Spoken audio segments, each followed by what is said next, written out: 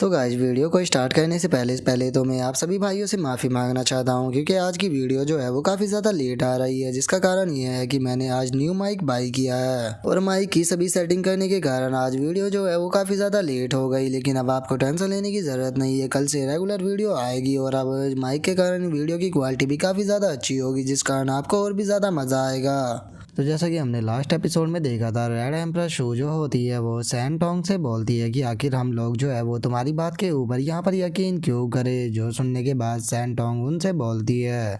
जो होती है वो उनसे बोलती है कि तुम मेरे ऊपर यकीन करो या ना करो, मुझे उससे फ़र्क नहीं पड़ता, लेकिन मैं चाहती हूँ कि तुम यहाँ पर जो बाई किंग है उसके ऊपर यकीन करो, उस तरह से जिस तरह से तुम वो यहाँ के ऊपर यकीन करते थे। लेकिन यहाँ पर तुम्हारे साथ में ज़बरदस्ती कोई नहीं है। अगर तुम इस चीज़ से मना करना चाहती हो तो तुम मना कर सकती हो। अगर तुम उसकी काइंडनेस को नहीं अपनाना चाहती और वॉर करना चाहती हो तो मैं इस चीज़ के लिए भी तैयार हूँ, क्योंकि मुझे तुम लोगों से कोई फ़र्क नहीं पड़ता। यहाँ पर मेरी डॉटर जो है उसकी डेस्टिनी है यहाँ पर मोस्ट पावरफुल गॉड बनना, और मुझे यकीन है कि वो पास्ट के स्काई फॉक्स गॉड से भी ज़्यादा पावरफुल बनेगी। और केवल इस हेवन और वर्ल्ड की ही नहीं, मुझे यकीन है कि मेरी डॉटर जो है वो इस पूरे हेवन और 10,000 रियलम में सबसे पावरफुल पर्सन बन जाएगी अपनी मास्टर की मदद से। और यही रीज़न है कि मैं अपनी बेटी के रास्ते में आने वाली जितनी भी प्रॉब्लम है उन सभी को क्लियर करूंगी, क्योंकि मैं एक मदर हूँ, इसीलिए मैं यहाँ पर अपनी बेटी को बचाने के लिए किसी भी हद तक जा सकती हूँ। और इतना बोलकर जो शैनटोंग होती है वो उन दोनों के मज़े लेते हुए उन दोनों से बोलती है कि लेकिन तुम दोनों जो हो वो इस सिचुएशन को नहीं समझ सकते हो, क्योंकि ग्रीन फॉक्स और रेड फॉक्स जो है उन्होंने शादी ही नहीं की, तो फिर उन्हें क्या पता होगा कि आखिर बच्चों की ममता माँ को कैसी होती है। इसीलिए मुझे इस चीज़ के लिए माफ़ कर देना कि मैं यहाँ पर तुम्हारी फीलिंग के साथ में खेल रही थी। जो सुनने के बाद जो रेड एम्प्रेस शू होती है उसे बहुत गुस्सा आता है और वो गुस्से में उसे गाली देने लगती है, लेकिन तभी ग्रीन एम्पर वो जो होती है वो उसे रोकते हुए बोलती है कि शांत हो जाओ, शांत हो जाओ। ये बास्टर्ड जो है वो तुम्हें जानबूझकर यहाँ पर गुस्सा दिलाने की कोशिश कर रही है, लेकिन तुम इसकी बातों में मत आओ। और उसके इतना बोलते के साथ ही अब सैनटोंग जो होती है वो वहाँ से जाने लगती है और वहाँ से जाते हुए उन लोगों से बोलती है कि तुम लोगों ने यहाँ पर ना नहीं बोला, तो इसीलिए मैं तुम्हारी हाँ को कंसिडर करती हूँ और मैं यहाँ से जा रही हूँ। लेकिन अगर अभी भी तुम लोगों को यहाँ पर डाउट है और अगर तुम मेरी बात के ऊपर यकीन नहीं करना चाहते हो तो तुम्हारी जो मर्जी है तुम वो कर सकते हो, मैं तुम लोगों को नहीं रोकूंगी। लेकिन याद रखना कि यहाँ पर जो लिटिल गर्ल है आयरन क्लैन की, उसे मेरी डॉटर यहाँ पर बचा कर रहेगी। और अगर तुम इस चीज़ के ऊपर बैट लगाना चाहो तो मैं यहाँ पर बैट भी लगाने के लिए तैयार हूँ। मेरी डॉटर के पास में जो एबिलिटी है उसकी मदद से वो पूरे माउंटेन एंड शी वर्ल्ड की सबसे पावरफुल एम्परर बनेगी और तुम लोग जो है वो अपनी आंखों से इस चीज़ को विटनेस करोगे। और इतना बोलकर जो रेड एम्प्रेस शू होती है वो वहाँ से चली जाती है, जिसके बाद अब हमारा व्यू जो होता है वो बाइकिंग के ऊपर आ जाता है, जो कि अपनी चाबी को उस लॉकर के अंदर लगा देती है। लेकिन उसके बाद भी उसे वहाँ पर कोई नई चीज़ देखने के लिए नहीं मिलती, जो देखने के बाद जो बाइकिंग होती है वो अपने सिस्टम से बोलती है कि क्या हुआ, ये डोर जो है वो ओपन क्यों नहीं हुआ, कहीं ऐसा तो नहीं कि ये टूट चुका है। जो सुनते के साथ ही उसकी सिस्टम जो होती है वो बाइकिंग से बोलती है कि बाइकिंग जल्दी से हट जाओ, ये एक सीक्रेट डोर है और मैं तुम्हें कुछ बताना भूल गई थी। और उसके इतना बोलते के साथ ही हम देखते हैं कि जो बाइकिंग होती है वो ज़मीन के नीचे गिर जाती है और हम देखते हैं कि बाइकिंग जो होती है वो ज़मीन की तरफ गिरते हुए जाने लगती है और वो चिल्लाते हुए बोलती है कि तुम बेवकूफ़ सिस्टम कहेंगी, क्या तुम मुझे पहले नहीं बता सकती थी कि यहाँ पर एग्जिट गेट जो है वो नीचे की तरफ है। और इतना बोलते के साथ ही अब बाइकिंग जो होती है वो सीधे आकर ज़मीन पर टकराती है और वहाँ पर आने के बाद वो मुस्कुराते हुए बोलती है कि मैं जानती थी कि ये टनल मुझे ज़मीन पर लाकर छोड़ेगा, इसीलिए मैं पहले से ही इस चीज़ के लिए तैयार थी ताकि मेरी बट जो है वो ज़मीन पर ना टकराए। क्योंकि जो मेरी मदर थी उन्होंने एक बार मुझे एक ऐसी टेक्निक सिखाई थी जिसकी मदद से हम कितनी भी ऊपर से ज़मीन के ऊपर बिना चोट खाए लैंड कर सकते हैं, और आज मैंने सक्सेसफुली उस टेक्निक को सीख लिया और बाइकिंग जो है वो सेफली ज़मीन पर लैंड कर चुकी है। और इतना बोलकर अब बाइकिंग जो होती है वो अपनी सिस्टम की मदद से वहाँ पर लाइट को जलाते हुए बोलती है कि मैंने नहीं सोचा था कि स्काई प्रिजन के अंदर एक और प्रिजन होगा। जो सुनकर बाइकिंग की सिस्टम जो होती है वो बाइकिंग को बताती है कि लास्ट टाइम जो ग्रीन फॉक्स थी उसे मैंने यहीं तक ही फॉलो किया था और उसने सामने वाला जो डोर है इसे खिसका कर यहाँ से हटाया था, लेकिन आगे मैंने उसे फॉलो नहीं किया क्योंकि मुझे तुम्हारे पास में भी आना था, तो इसीलिए मैं उसे यहीं पर ही छोड़कर आ गई थी। तो इसीलिए मैं नहीं जानती हूँ कि आगे जो प्रिंसेस है वो कहाँ पर है। और उसके इतना बोलते के साथ ही बाइकिंग जो होती है उसे सामने की तरफ कोई चीज़ नज़र आती है, जिसे देखने के बाद वो घबराते हुए अपनी सिस्टम से बोलती है कि जाओ याओ वो देखो वो क्या है। और उसके इतना बोलते के साथ ही हम दीवार को देखते हैं जहाँ पर कि किसी जानवर ने पंचों के निशान बनाए होते हैं, और जिसे देखने के बाद बाइकिंग जो होती है वो बोलती है कि क्या ये किसी की फिस्ट अटैक है। जो सुनते के साथ ही जो सिस्टम होती है वो बाइकिंग से बोलती है कि यहाँ पर आयरन क्लैन की प्रिंसेस को कैद कर रखा गया है। मुझे लगता है कि वो इस चीज़ से काफ़ी ज़्यादा नाराज़ हुई होगी और इसी ने ही गुस्से में ये सब कुछ किया होगा। जो सुनने के बाद बाइकिंग जो होती है वो बोलती है कि इसके साइज को देखकर तो ऐसा लग रहा है कि यहाँ पर प्रिंसेस का साइज भी अंकल डोंग फैंग के जितना ही बड़ा होगा, लेकिन आखिर वो हमें यहाँ पर नजर क्यों नहीं आ रही? क्योंकि आयरन क्लैन के लोगों का तो साइज जो होता है वो बहुत ज्यादा बड़ा होता है, जैसे कि अंकल डोंग फैंग का साइज कितना ज्यादा बड़ा था, और इतना बड़ा साइज जो है वो यहाँ पर इतनी आसानी से नहीं छुप सकता, तो फिर वो हमें क्यों नहीं दिखाई दे रही? जो सुनते के साथ ही बाइकिंग का जो सिस्टम होता है वो बाइकिंग से बोलता है कि बाइकिंग यहाँ पर तुम वो सीक्रेट कोड का यूज क्यों नहीं करती हो जो कि अंकल डोंग फैंग ने तुम्हें बताया था प्रिंसेस से कनेक्शन बनाने के लिए। जो सुनते के साथ ही बाइकिंग जो होती है वो भी काफ़ी ज़्यादा खुश हो जाती है, और वो खुश होते हुए बोलती है कि अरे हाँ, मैं तो इस बारे में भूल ही गई थी कि अंकल डोंग फैंग ने हमें यहाँ पर प्रिंसेस का निकनेम बताया था, तो इसीलिए अगर हम उसे यहाँ पर उसके निकनेम से पुकारेंगे तो मुझे पक्का यकीन है कि वो पहचान लेगी कि हम यहाँ पर उसी के लोग हैं, तो इसीलिए ठीक है, मैं अब उसके निकनेम से पुकारती हूँ। और इतना बोलते के साथ ही जो बाइकिंग होती है वो वहाँ पर जोर जोर से चिल्लाने लगती है, और वो चिल्लाते हुए बोलती है कि हुआ हुआ जल्दी से आओ, खाना जो है वो तैयार हो चुका है। और बाइकिंग के इतना बोलने के बाद भी हम देखते हैं कि अंदर से वहाँ पर कोई भी नहीं आता, जो देखने के बाद बाइकिंग जो होती है वो बोलती है कि क्या हुआ, यहाँ पर तो कोई भी मोमेंट नहीं दिखाई दे रही। जो सुनकर बाइकिंग की सिस्टम जो होती है वो बाइकिंग से बोलती है कि यहाँ पर मुझे कोई स्पिरिचुअल फ्लक्चुएशन जो है वो भी महसूस नहीं हुई, तो क्या सच में यहाँ पर तुमने उसे किसी गलत नाम से पुकार लिया है, या फिर तुम उसका निकनेम ही बोल चुकी हो? जो सुनकर बाइकिंग जो होती है वो उससे बोलती है कि नहीं, बिल्कुल नहीं, मैं उसके निकनेम को नहीं बोल सकती, मैंने उसका निकनेम जो था वो अपनी नोटबुक के अंदर लिख कर रखा था, कहीं अगर मैं भूल भी जाऊँ तो उसके अंदर से देख लूँ, तो इसीलिए मैंने बिल्कुल सही नाम यहाँ पर पुकारा है। और बाइकिंग के इतना बोलते के साथ ही अब हमें वहाँ पर किसी की आवाज़ सुनाई देती है जो कि बाइकिंग से बोलती है कि डिनर, लेकिन मुझे तो यहाँ पर खाने की कोई खुशबू नज़र नहीं आ रही, और ना ही मुझे यहाँ पर खाना नज़र आ रहा है, आखिर मुझे बताओ कि आगे जो चावल है वो कहाँ पर है? और इस आवाज़ को सुनते के साथ ही बाइकिंग जो होती है वो चिल्लाते हुए बोलती है कि क्या जी आओ, क्या तुम मेरी आवाज़ को सुन सकती हो? अगर तुम मेरी आवाज़ को सुन सकती हो तो तुम कहाँ पर हो? तभी एक और आवाज़ आती है जो कि बाइकिंग से बोलती है कि मैं तुम्हारे पीछे हूँ। और इस आवाज़ को सुनकर बाइकिंग जो होती है वो बहुत ही फ़नी तरह से अपने पीछे देखते हुए बोलती है कि क्या मेरे पीछे? लेकिन अपने पीछे तो यहाँ पर मुझे कुछ भी नज़र नहीं आ रहा, आखिर तुम हो कहाँ पर? और उसके इतना बोलते कि शादी है, हम वहाँ पर एक छोटी सी और क्यूट सी लड़की को देखते हैं जो कि बाइकिंग के पास में आने के बाद उससे बोलती है कि वाइट फॉक्स, आखिर तुम मेरे निकनेम को कैसे जानती हो, और आखिर जो खाना है वो कहाँ पर है? और अब हमें इसी लिटिल गर्ल के बारे में बताया जाता है कि ये आयरन क्लैन की प्रिंसेस है जिसका नाम की मोरोंग है। जो सुनकर बाइकिंग जो होती है वो उसे बोलती है कि क्या तुम ही वो आयरन क्लैन की पिग प्रिंसेस हो जिसे कि रात को नींद में चलने की आदत है? और अब खुद को पिग बताता हुआ देखकर हम देखते हैं कि जो मोरोंग होती है उसे बाइकिंग के ऊपर गुस्सा आ जाता है, और वो बाइकिंग की पूंछ के बाल फाड़ते हुए उसे बोलती है कि मैं कोई पिग नहीं हूँ बल्कि मैं बियर हूँ। और उसकी अभी सर्कस के कारण जो बाइकिंग होती है उसे भी काफ़ी ज़्यादा पेन होता है, और वो चिल्लाते हुए बोलती है कि मेरी टेल प्लीज़, मेरी टेल को मत फाड़ो। लेकिन हम देखते हैं कि जो मोरोंग होती है वो उसकी बात के ऊपर बिल्कुल भी ध्यान ना देते हुए उसकी पूंछ के बाल को खाने लगती है, जो देखने के बाद बाइकिंग उसे बोलती है कि रुको रुको, उसे मत खाना। जो सुनकर अब मोरोंग जो होती है वो बाइकिंग से पूछती है कि आखिर तुम मुझे ये खाने क्यों नहीं दे रही? जो सुनकर बाइकिंग उसको बताती है कि मेरी आंट ने मुझे एक बार बताया था कि हमारे जो फर होते हैं वो काफ़ी ज़्यादा स्मूथ होते हैं, तो अगर कोई इन्हें गलती से भी खा लेता है तो ये उसके पेट में जाने के बाद हजम नहीं होते, और ये उसके पेट में भी गड़बड़ कर सकते हैं, जिसका बेहजमी के कारण उसकी मौत भी हो सकती है। जो सुनकर मोरोंग जो होती है वो उससे बोलती है कि अरे तुम टेंशन मत लो, मेरा पेट जो है वो बहुत ज़्यादा ठोस है और वो किसी भी प्रकार की चीज़ जो है उसे हजम कर सकता है, तो इसीलिए तुम इसे मुझे खाने दो। जो सुनकर बाइकिंग जो होती है वो अपने बैग से खाने को निकालते हुए मोरोंग से बोलती है कि अगर तुम्हें भूख लगी है तो मैं तुम्हें खाना दे सकती हूँ, लेकिन उसे मत खाना, रुको मैं तुम्हारे लिए खाना निकालती हूँ। और इतना बोलते कि शादी बाइकिंग जो होती है वो वहाँ पर बहुत ही सारा खाना निकाल लेती है, और उस सारे खाने को निकाल लेने के बाद बाइकिंग जो होती है वो मोरोंग से बोलती है कि देखो यहाँ पर कितना सारा खाना है, तुम जितना खाना चाहो आराम से खा सकती हो, कोई तुम्हें नहीं रोकेगा।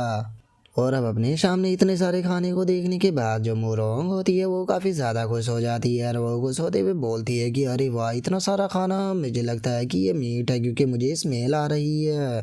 और इतना बोलकर अब जो मोरोंग होती है वो खाने को खोलने लगती है, जिसे देखने के बाद बाइकिंग जो होती है वो बोलती है कि लकीली जैन एंड सिटी के अंदर से निकलने से पहले जो अंकल टाइगर थे मैंने उनसे थोड़ा सा मीट जो था वो ले लिया था। और इतना सोचकर अब बाइकिंग जो होती है वो मोरोंग की तरफ देखने लगती है और वो मोरोंग की तरफ देखते हुए अपने मन में सोचती है कि मैंने पहली बार ऐसा देखा है कि कोई लिटिल गर्ल जो है वो मुझसे ज़्यादा और मुझसे तेज़ स्पीड पर खाना खा रही है।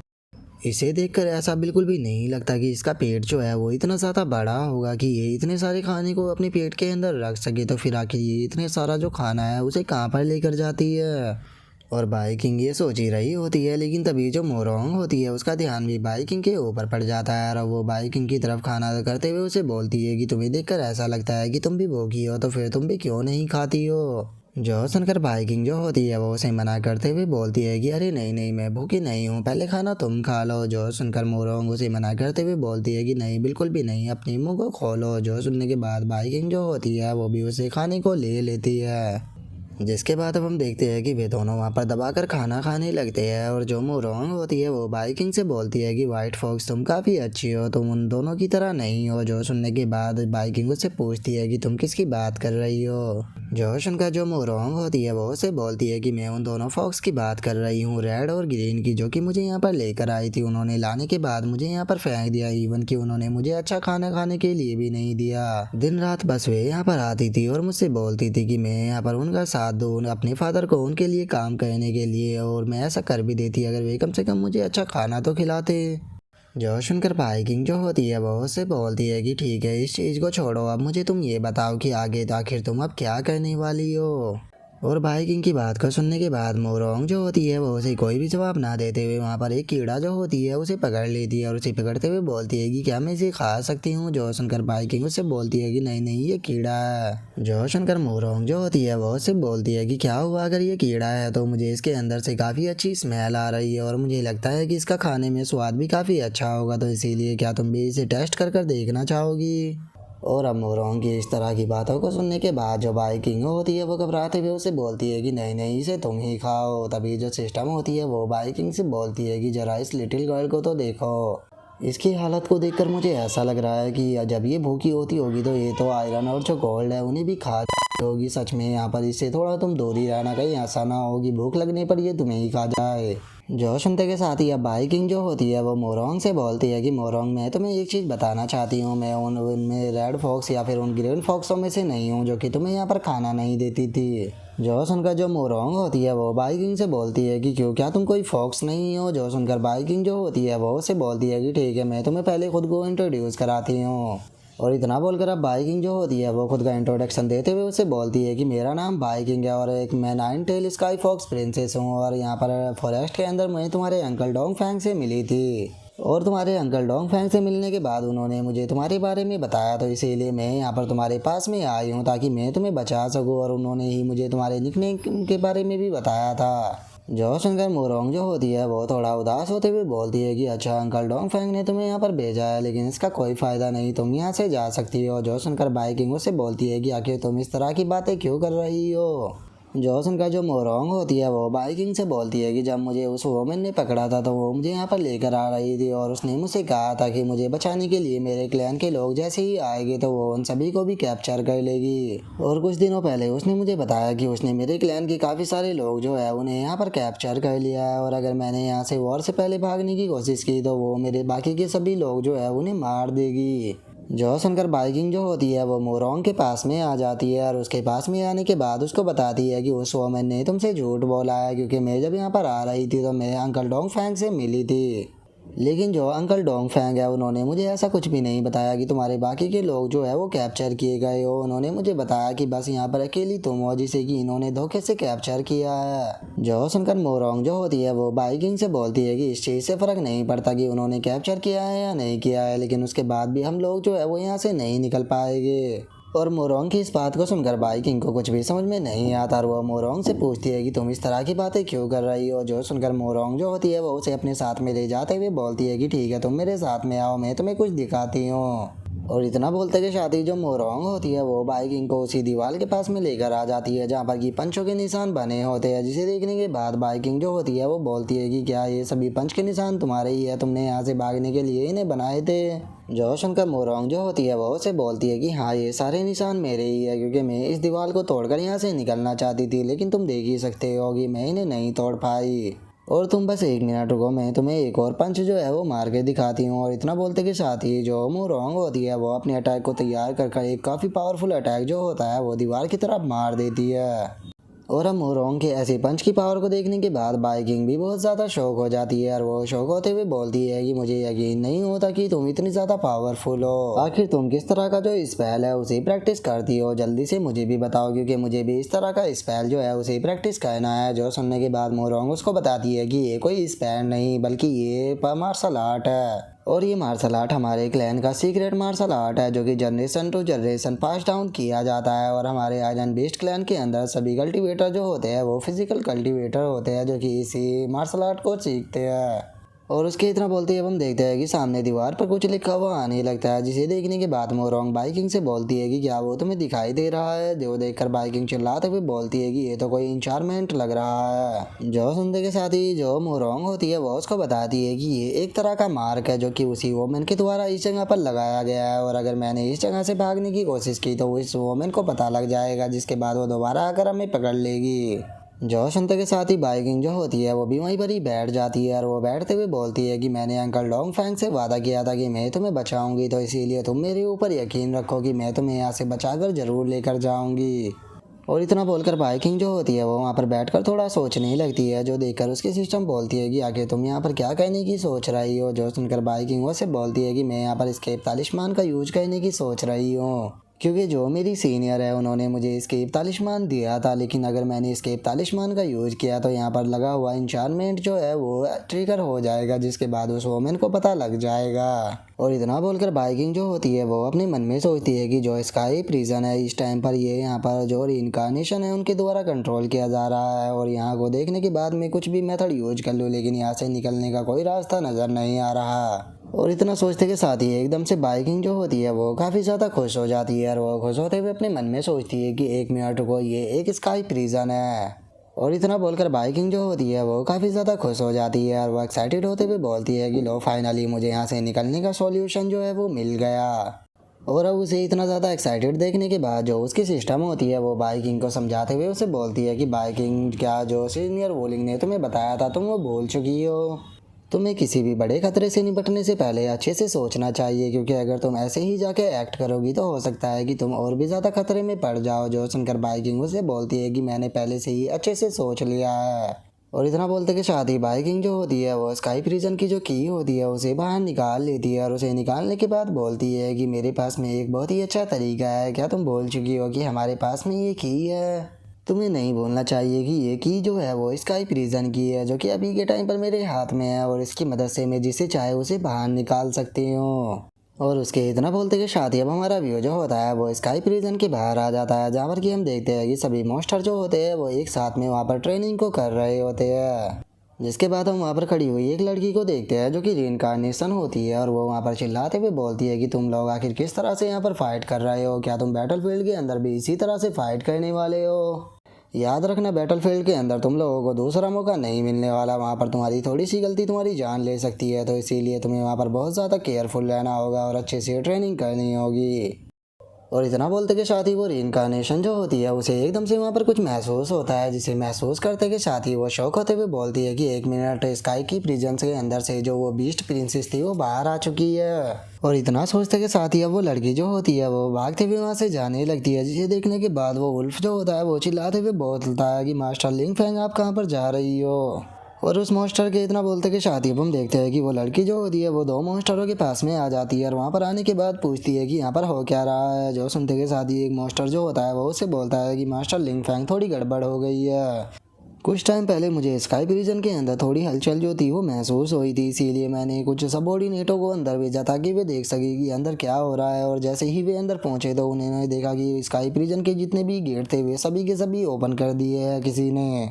और अगर स्काई की प्रिजन के अंदर यहाँ पर मॉन्स्टरों की बात की जाए तो इसके अंदर टोटल 3654 मॉन्स्टर जो थे उन्हें प्रिजन कर रखा हो गया था, जो कि अब सभी की सभी जो है बाहर आ चुकी है। और उस मॉन्स्टर के इतना बोलते के साथ ही अब हम देखते हैं कि वहाँ पर काफ़ी सारे मॉन्स्टर जो होते हैं वो आने लगते हैं और वो चिल्लाते हुए बोलते हैं कि प्रिजन जो है वो ब्रोकन हो चुका है, तो जल्दी से सभी लोगों को ख़त्म कर दो। और इतना बोलकर सभी मॉन्स्टर जो होते हैं वो अटैक करने के लिए आने लगते हैं और वे अटैक करते हुए बोलते हैं कि आज इनमें से कोई भी जिंदा नहीं बचना चाहिए। इन बास्टर्डों ने हमें बहुत लंबे टाइम तक यहाँ पर कैद कर रखा है, तो इसीलिए हम हर एक चीज़ का बदला लेंगे। और उसके इतना बोलते कि साथ ही अब हम उसी औरत को देखते हैं जो कि वहाँ पर एक शील्ड को बना लेती है और वो शील्ड को बनाते हुए बोलती है कि क्या तुम लोगों को लगता है कि तुम यहाँ से इसी तरह से बचकर निकल सकते हो। और उसके इतना बोलते के साथ ही हम देखते हैं कि एक मॉन्स्टर जो होता है वो सीधे आकर उसके ऊपर अटैक को करता है, लेकिन वो अपनी शील्ड से वो जो मॉन्स्टर होता है उसे पीछे की तरफ फेंक देती है।